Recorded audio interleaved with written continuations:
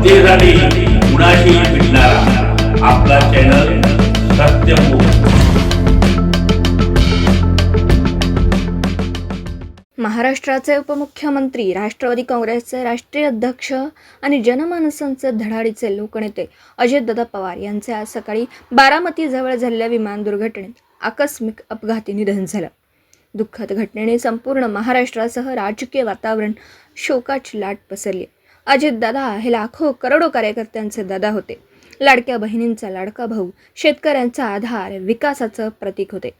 या दुःखद प्रसंगी इचलकरंजी राष्ट्रवादी काँग्रेस यांच्या वतीने भुनेमाळ येथील हॉलमध्ये भावपूर्ण श्रद्धांजली व शोकसभा आयोजित करण्यात आली होती। सभेला मोठ्या संख्येने कार्यकर्ते, पदाधिकारी आणि मान्यवर उपस्थित होते।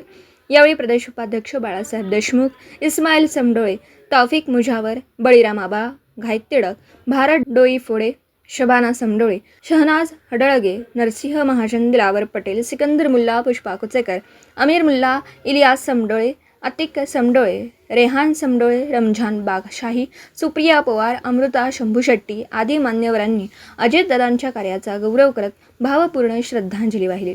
या प्रसंगी अनेकांना अश्रू अनावर होऊन त्यांनी दादांच्या स्मृतींना उजाळा दिला। अजितदादा हे महाराष्ट्राच्या राजकारणातील एक महत्त्वाचा स्तंभ होतं। त्यांनी 6 वेळा उपमुख्यमंत्री व विक्रमी अर्थमंत्रीपदासह अनेक जबाबदाऱ्या यशस्वीपणे सांभाळल्या।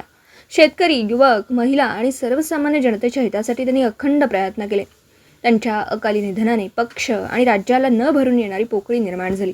इचलकरंजी राष्ट्रवादी काँग्रेस सर्व पदाधिकारी व कार्यकर्ते यांनी आपली सामुदायिक भावना व्यक्त करताना या दुःखद प्रसंगी अजितदादांच्या कुटुंबीय, नातेवाईक आणि लाखो चाहत्यांसोबत शोक व्यक्त करत त्यांच्या दुःखात सहभागी असल्याचा, त्यांच्या आत्म्याला चिरशांती मिळावी आणि त्यांच्या कार्याचा वारसा कायम पाठीशी राहावा यासाठी प्रार्थना केली। सत्यमुख प्रतिनिधी इस्माईल समडोळे, इचलकरंजी।